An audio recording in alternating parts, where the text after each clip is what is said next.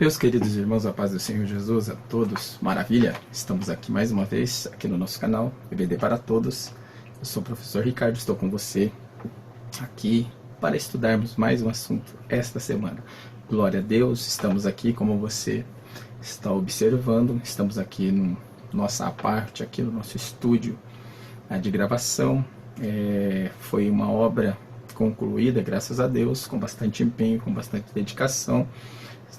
Estávamos, na verdade, numa correria para poder terminar aqui a nossa obra, ficando pronta aqui para nós podermos estar gravando aqui juntamente com vocês, aqui nesse ambiente um pouco mais aconchegante e um pouco mais a cara do nosso trabalho. Então, convido você nessa semana para fazer parte aqui da nossa lição de hoje, que nós iremos estudar, na verdade hoje, porque nós estamos gravando hoje, mas porém ela fica para a semana inteira para que nós venhamos aqui estar aprendendo juntamente com você. Gente, não se esqueça, antes de eu já entrar aqui, agradeço a todos, peço que vocês compartilhem, nos ajude a divulgação aqui do nosso canal e aqui, nós ajudando aqui também a nós podermos estar melhorando mais e estar aqui fazendo aqui as melhorias no nosso trabalho aqui, pois não é fácil, são gastos que nós gastamos aqui, mas glória a Deus por isso. Deus tem nos abençoado e tem nos ajudado a estar fazendo o melhor para Ele. Mas eu queria, antes de tudo, convidar você para participar juntamente comigo. Como você pode participar? Você deixando aqui o seu comentário, deixando a sua participação, o seu like é muito importante para nós e principalmente se inscrevendo no nosso canal. Nós pretendemos aqui chegar aqui 1.000, 2.000, 3.000, 5.000, aí não importa. O importante é que nós chegamos aqui numa quantidade de pessoas que nos ajude a dar uma alavancada melhor no nosso canal aqui, para que nós venhamos continuar, nós não venhamos sair aqui do ar. Mas por que a monarquia? Um sentimento de orgulho nacional. O desvio de Israel teve origem em sua desobediência a Deus. Os israelitas só o buscavam em tempos de crise, então davam ouvidos a mensagens divinas. Segundo a Bíblia, Deus chamou Israel para ser líder espiritual do mundo. 1 Crônicas 17, 21, João 4, 22. Mas a nação enveredou pelo mesmo caminho das outras nações. Assim, por meio de orgulho nacional, os israelitas foram levados a pedir um rei antes da hora. Nesse caso, adotar o regime monárquico. Então, você vai ver que já era projeto de Deus. Deus já tinha falado ali, como eu já disse aqui, Deus já tinha falado para o próprio, ou profetizado até na boca do próprio Jacó ali, que o cetro viria da tribo do próprio Judá, viria da tribo de Judá, e que esse cetro ele não seria um cetro fim, não teria fim esse reinado. Esse reinado seria um reinado eterno, não seria findado, porque desse reinado viria o Messias, o Rei dos Reis, Senhor dos Senhores. Mas eles antecipadamente eles pedem um rei, que agora aqui nós vemos Saul sendo introduzido ali nesse reinado por intermédio de um pedido que o povo fez por puro orgulho, por puro desprezo à vontade de Deus. Eles pedem um rei e Deus dá um homem ali segundo a vontade do povo. Então, a diferença, nós vamos entrar na próxima lição sobre o reinado de Davi, mas se o governo de Davi, nós vemos que foi um governo também que teve alguns erros, muitos erros por sinal, mas foi um reinado que foi pela vontade de Deus, porque Davi era um homem segundo o coração de Deus. Mas já diferente de Saul foi um governo que o povo pediu. Então, um governo pedido pelo povo e um governo que Deus queria para o povo. É diferente, Há um som diferente dentro desses princípios aqui. Um governo que o povo queria, um governo da vontade do povo e um governo da vontade de Deus. Mas vamos lá. Segundo o modelo pagão, significava rejeitar a liderança divina. a representada por Samuel. Dessa forma, os israelitas escolheram uma política meramente humana, fugindo da sua real vocação sacerdotal e profética. Então o povo estava querendo fugir, né? Porque eles viram, né, a desculpa, né, dos filhos, logicamente, que Samuel também errou, né? Claro, não vamos aqui passar panos quentes aqui na liderança de Samuel. Samuel era um homem de Deus que estava dentro da vontade de Deus, mas ele errou separando seus filhos para julgar o povo, pois os seus filhos estavam andando por caminhos errados. Logicamente que alguns teólogos dizem que Samuel separou seus filhos para o ministério de juiz, né, ou para ser juízes do povo, antes deles entrar pelo caminho da apostasia ou do erro, né? Mas nós vemos aqui que Samuel ele não corrigiu, esperou que o povo viesse até ele a rejeitar os seus filhos. Então Samuel poderia ter rejeitado ou ter feito o que também o próprio Eli não fez, ter pegado seus filhos e ter tirado seus filhos do governo ali, e ele mesmo continuar ou separar alguém, ou até mesmo pedir a Deus que direcionasse alguém para ver ali,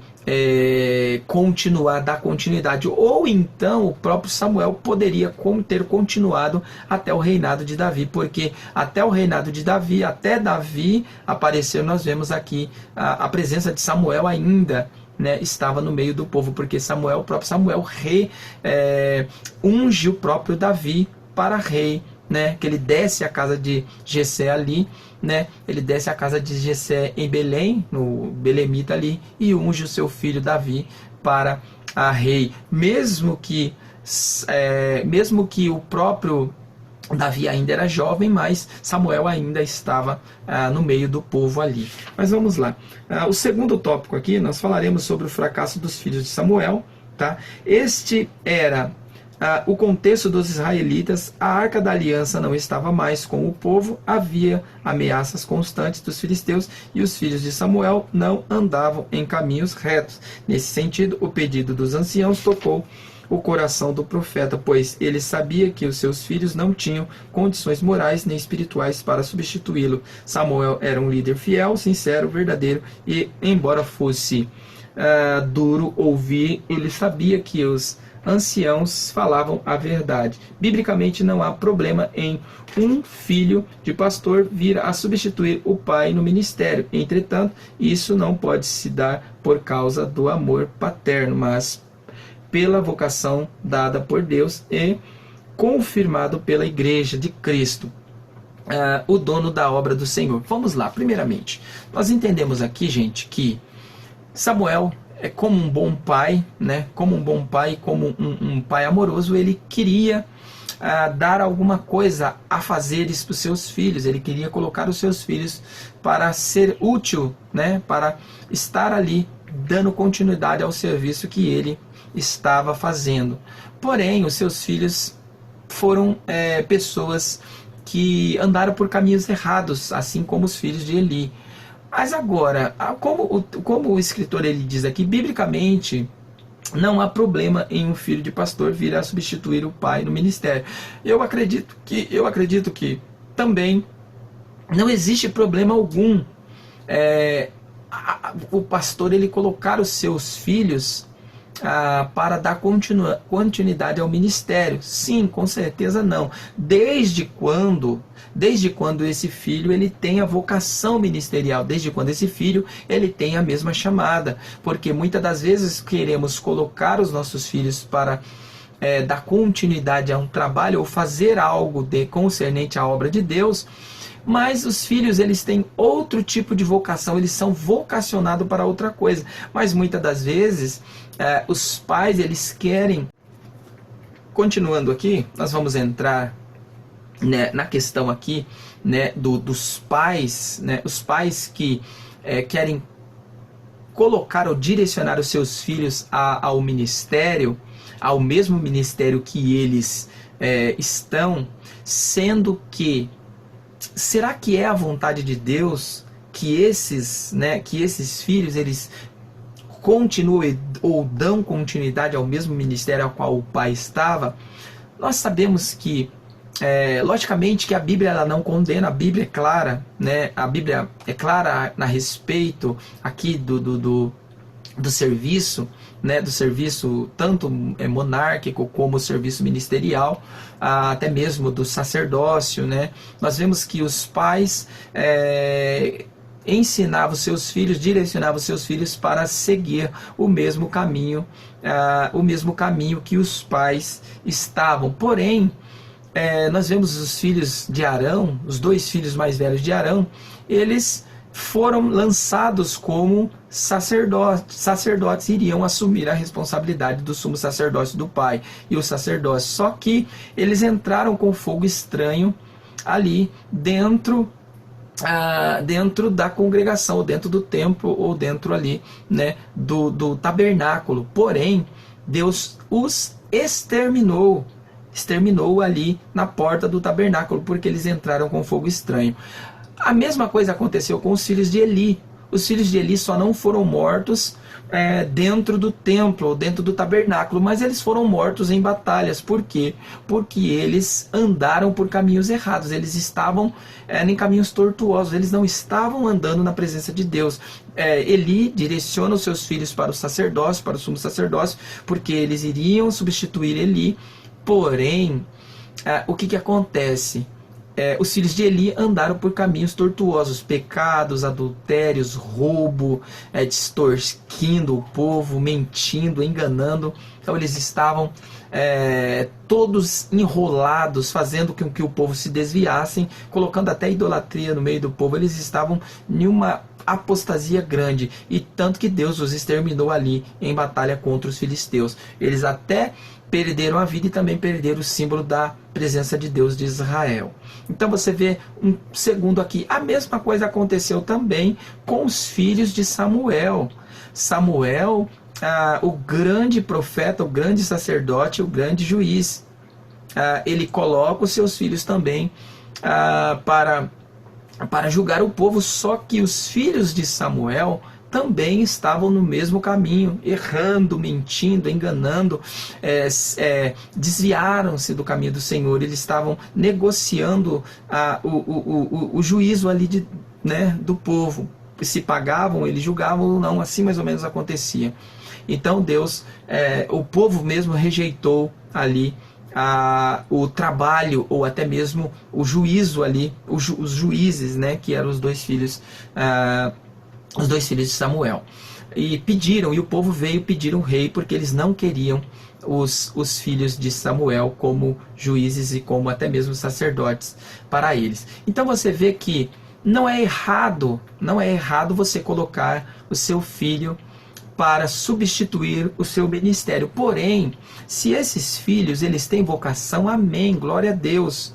Né? Glória a Deus, eles darão muito certo. Foi o caso do próprio Davi, né? Quando separa ali o seu filho Salomão.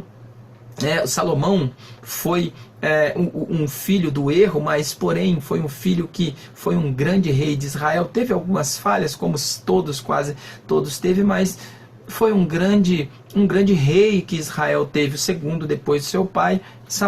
Salomão foi um grande rei, um dos maiores reis, um dos mais poderosos da época. Então você vê que não é errado, a Bíblia não condena você escolher pessoas para assumir o ministério no seu lugar, seus filhos. Porém, se eles não tiverem vocação, se eles não forem vocacionados para o ministério, e o pai colocar mesmo assim, nós sabemos que aí não é uma escolha divina, mas uma escolha do próprio pai. Aí se torna até mesmo um nepotismo, né? Você querer colocar a família para dar continuidade a algo que você acha que pertence a você. Porque hoje, gente, o serviço ministerial, eu estou falando dentro da igreja em si, há uma mudança de pensamento hoje, achando que a empresa, que a igreja é uma empresa, porque os líderes ministeriais tratam as igrejas não como a obra divina, como a obra de Deus, mas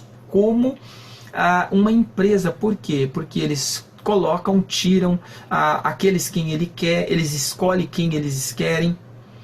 né? Escolhe quem quer, separa quem quer, se não quer eles não separam, se tem vocação ou não, mesmo assim não importa, eles colocam quem quer e tiram quem eles querem. Mas os filhos sempre estão na direção, porque eles querem que dê continuidade ali o seu ministério. Então você vê que o cedro não sai das mãos deles, porque eles acham que eles são donos do ministério em si. Mas nós sabemos que não, né? Nós sabemos que a vontade de Deus é escolher pessoas que são vocacionadas para o santo ministério. É como Paulo escreve em Timóteo: quem deseja o episcopado, boa coisa deseja, mas existe ali princípios para a separação do ministério. Existem alguns princípios que é colocado ali para o serviço ministerial. Então, se você tem vocações, se você é vocacionado para o serviço, você está dentro da vontade de Deus. Mas se você não tem vocação, talvez você tenha outro tipo de vocação, então você tem que partir para aquilo que você é vocacionado. Então, não é errado biblicamente, porém é errado quando os pais eles querem colocar, eles querem fazer com que os seus filhos assumam algo que eles não têm vocação para fazer. Então o chamado aí, o chamado nepotismo, né? Você querer colocar os seus filhos para fazer algo, para direcionar algo que até mesmo é seu, até porque não é uma empresa. Nós sabemos que na parte administrativa, né, como a gente tem informação nessa área, nós sabemos que na parte administrativa existe um princípio. Quando uma pessoa ela constrói um patrimônio, uma empresa, ela funda uma empresa, geralmente, vamos dizer assim, acho que 90%, 70%, 80% dos casos, vamos dizer 70%, vamos ser justos, 70% dos casos, os filhos, quando assumem a responsabilidade das empresas, eles acabam fechando. Olha só que interessante, eles acabam fechando ou acabam deixando com que as empresas passem por crise ou entrem em crise até vir a fechar essas empresas. Por quê? Porque muitas das vezes esses filhos eles não têm o mesmo amor, eles não têm a mesma dedicação, a mesma devoção que o pai tem dentro dessas empresas. Então, eles querem, né, muitas das vezes colocar, ou até mesmo eles ficam para os filhos como herança, mas os filhos não têm a mesma vocação ou o mesmo amor por aquilo que eles mesmos não desenvolveram ou eles mesmos não fizeram. Então eles fazem de qualquer forma, entrega na mão de qualquer um e acaba prejudicando ali a empresa ou até mesmo fechando aquele patrimônio que seria do seu pai ali deixado para eles. Então olha só, se nas empresas acontece isso, agora imagina na obra de Deus, que os pais querem tratar a obra de Deus como uma empresa, colocando seus filhos para assumir algo que eles não têm vocação. Então, gente, cuidado. Nós vemos isso daí em muitos ministérios hoje, né? Pais colocando seus filhos, bispo coloca o seu filho para ser, e assim por diante, 1, 2, 3, 4, 5, todos eles são líderes da igreja em si, do ministério em si, ou até mesmo daquela empresa em si, porque eles não querem abrir o ministério para outras pessoas que têm vocação, que têm chamada para fazer. Então, infelizmente, nós estamos vivenciando isso hoje, nós estamos vendo essas coisas hoje no meio do corpo evangélico aqui. Mas vamos lá, a escolha de Saul, vamos aqui rapidamente para nós encerrarmos aqui, mas a escolha de Saul, segundo tópico aqui, por que Saul? Por que Saul? É uma pergunta. Vamos lá. Quando lemos o livro de 1 Samuel, logo percebemos que o foco do autor sagrado é Davi e não Saul.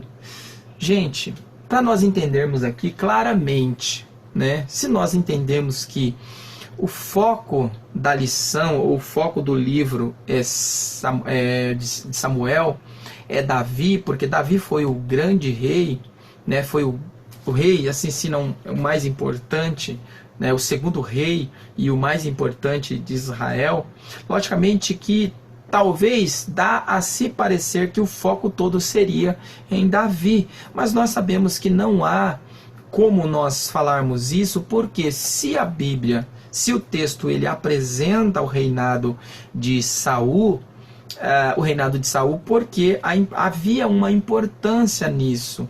Logicamente que entendemos que o Saul, ele foi um rei que teve o seu período bom, que teve o seu período de glória, porém ele se desviou dos caminhos do Senhor, como outros reis, como muitos reis, tanto de Israel, tanto do próprio Israel como de Judá, fizeram. Muitos reis começaram bem, terminaram mal, muitos começaram mal, até terminaram bem, né? Mas Saul, ele foi um grande rei, ele teve a sua participação na história, porém ele se desviou e até chegou a se suicidar, ou até mesmo pode ser, ele até perdeu a sua salvação, perdeu a sua regeneração ali, porque ele se suicidou, não quis fazer a diferença, não quis se arrepender, ele se suicidou porque a arrogância estava no seu coração.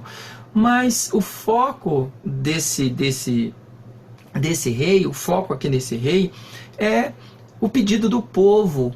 Não, o povo não pediu Saul, tá? Gente, o povo não pediu Saul. Na verdade, Deus deu Saul para o povo concernente àquilo que o povo tinha pedido. O povo pede um rei, pede para que Samuel ungisse um rei para eles. Então, o povo não escolheu o rei, não escolheu a pessoa. Quem escolheu a pessoa foi o próprio Deus. Deus pega uma pessoa concernente ao pedido que o povo queria, concernente àquilo que o povo, ou pedagogicamente aquilo que o povo precisava, e coloca o próprio Saul ali para reinar com o povo ali. Mas aí nós vemos que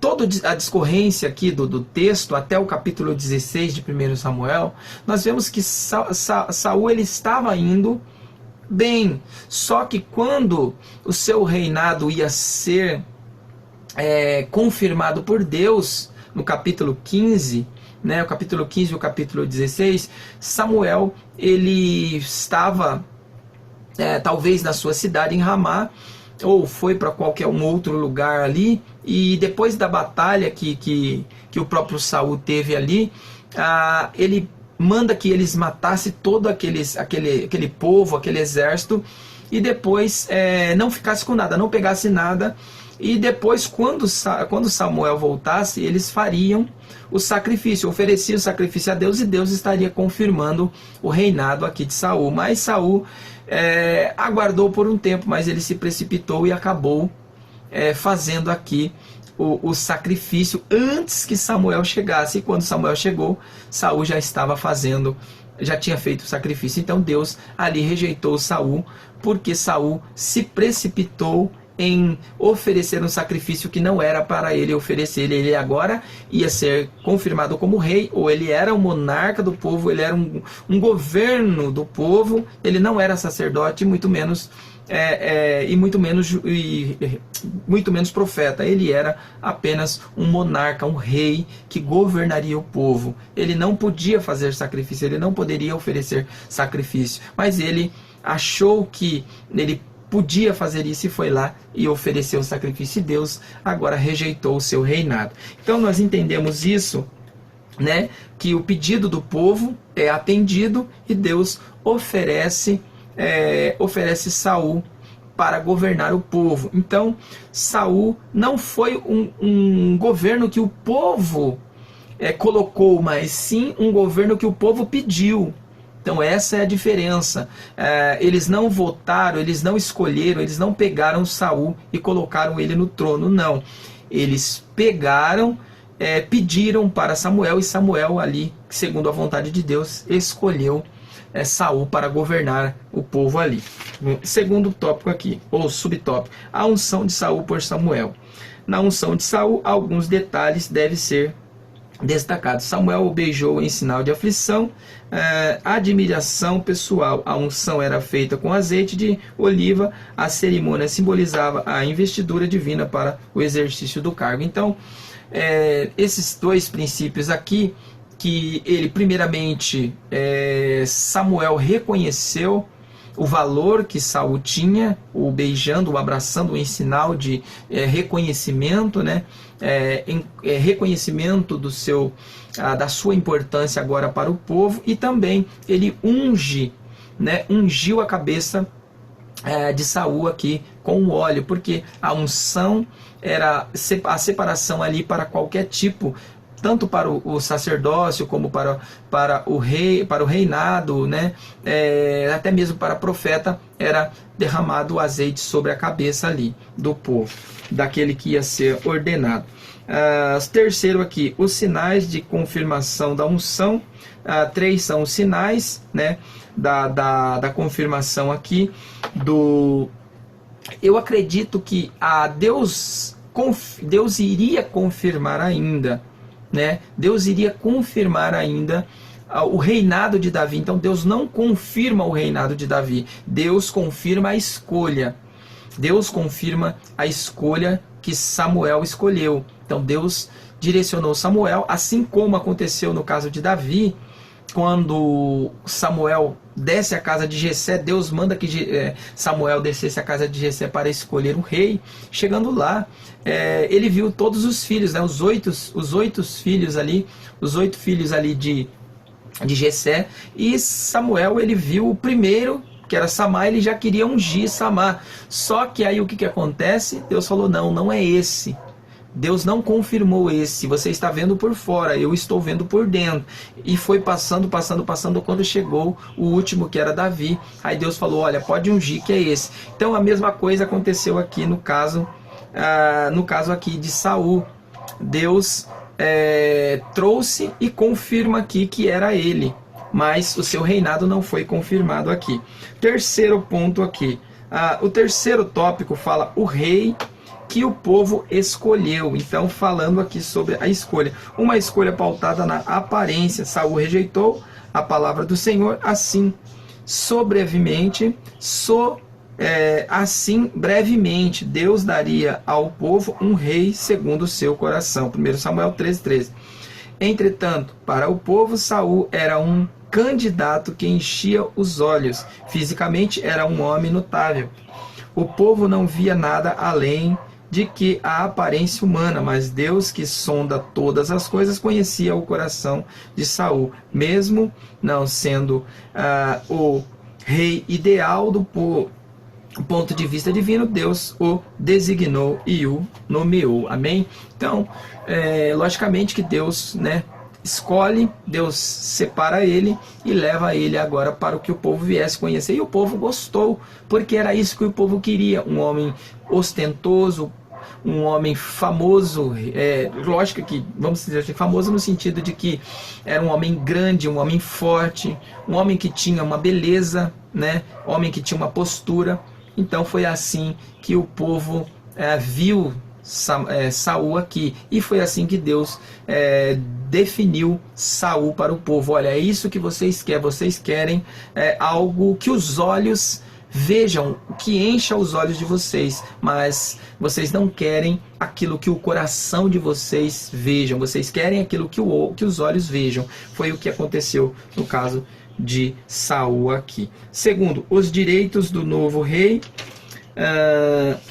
Os direitos do novo rei, que são: o profeta Samuel esclareceu que o rei teria os seguintes privilégios: todos estariam sob o poder do novo rei e pronto para servi-lo na guerra, no trabalho, no campo e na cozinha real, na implantação de impostos, confiscos de escravos para o trabalho, na produção de perfumes e na cobrança dos dízimos da produção. No Antigo Testamento, esse é a única vez que se trata do dízimo cobrado pelo rei.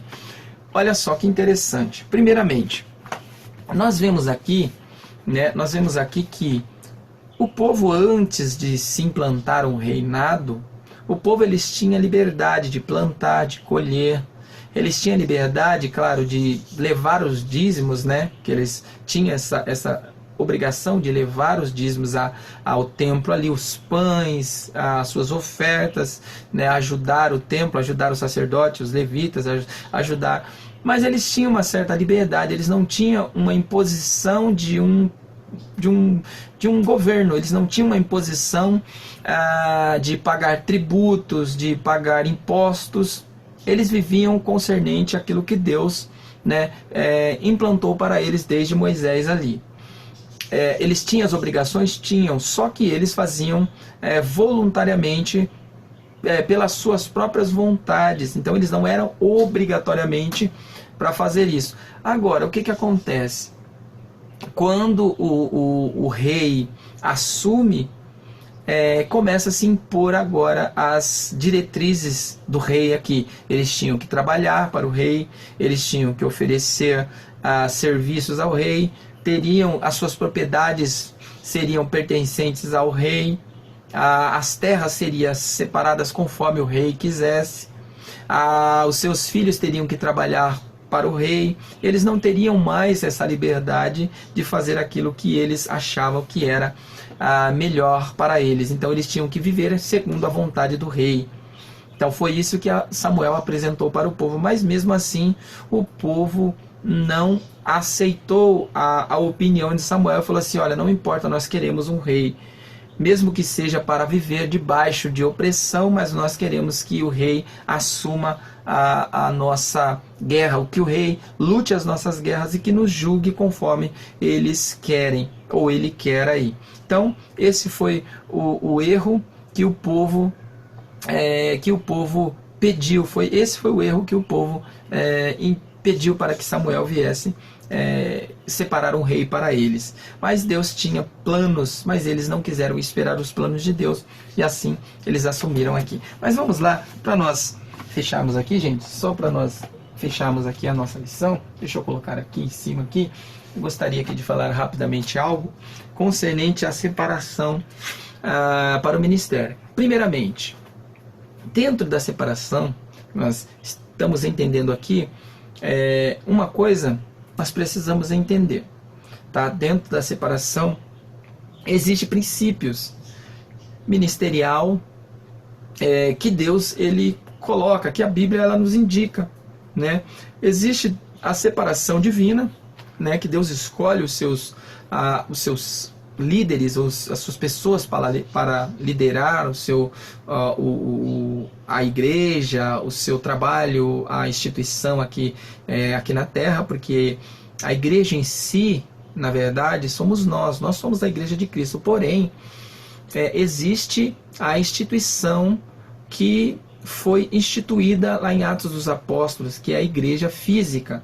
Então a igreja física ela precisa de pessoas para estar ali liderando, para estar administrando essa igreja. Mas essa igreja ela não pode ser tratada como uma empresa, ela não pode ter fins empresariais, ela precisa ser uma instituição divina, ela tem que ter visões divinas. Logicamente que todas as instituições elas têm as suas visões, né, de hierarquia, de princípios administrativos, porém ela não pode ser tratada como que se fosse uma empresa particular de pessoas comuns. Não, ela é a igreja de Cristo, ela é a igreja de Deus. Deus é responsável por ela, ela é a noiva do Cordeiro. Ela não pode ser vendida, ela não pode ser comprada, ela não pode ser maltratada, ela tem que ser bem tratada porque ela é a igreja de Deus.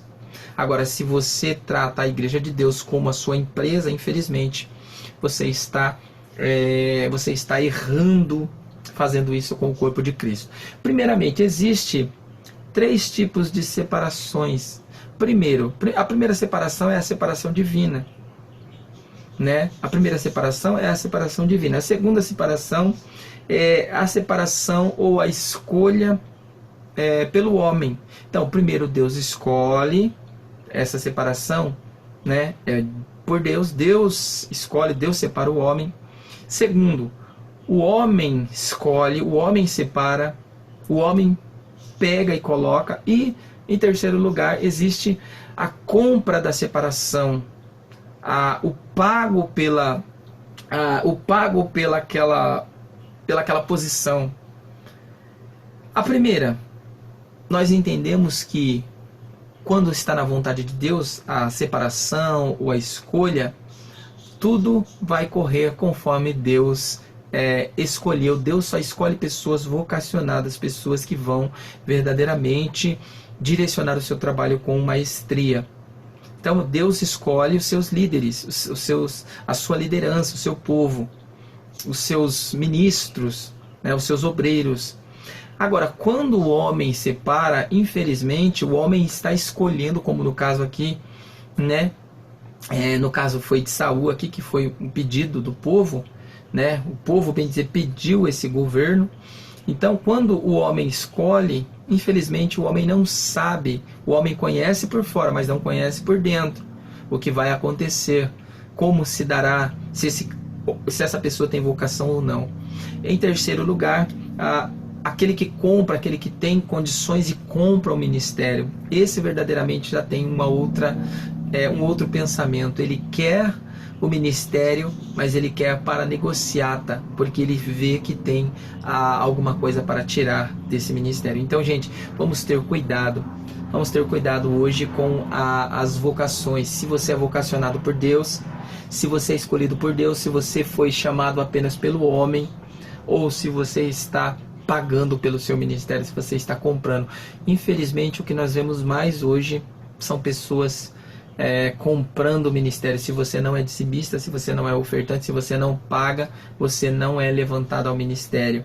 Mas Deus irá julgar essas coisas. Pessoas que têm vocações, pessoas que têm dom, que têm talento, mas não estão sendo utilizadas porque essas pessoas não têm condições de pagar. Mas Deus, ele separa as pessoas no tempo certo. No tempo certo, Deus irá abençoar e Deus irá colocar as peças no lugar certo, amém? Então, para nós encerrarmos aqui, gente, tá? Para nós encerrarmos aqui, nós vamos compreender, né? Compreender aqui o plano de Deus. O plano de Deus para Israel sempre foi levar Israel até o projeto. Até o projeto de Cristo, até o tempo do Messias. Então Deus levanta Israel, chama o povo e quer levar o povo até o governo do Messias. Porém, infelizmente, o povo de Israel, eles se desviaram do caminho, deixaram-se levar pelas outras nações, deixaram-se enrolar com outros deuses e acabaram perdendo aí a sua vocação como nação espiritual, nação que iria impactar as outras nações. Mas que Deus possa ter misericórdia, que Deus possa continuar salvando, porque eu acredito que Deus ainda tem salvado, né? Deus ainda tem salvado essas pessoas, ou aquelas pessoas ali que verdadeiramente estão desejosas de Jesus, amém? Então, quero agradecer a todos, que Deus possa abençoar a vocês, que Deus possa continuar dando graça e que o Espírito Santo possa falar melhor no seu coração. Então, desde já agradeço, não se esqueça, deixa aí sua participação, seu comentário, deixa o seu like aqui no nosso canal, para que Deus possa abençoar a cada um.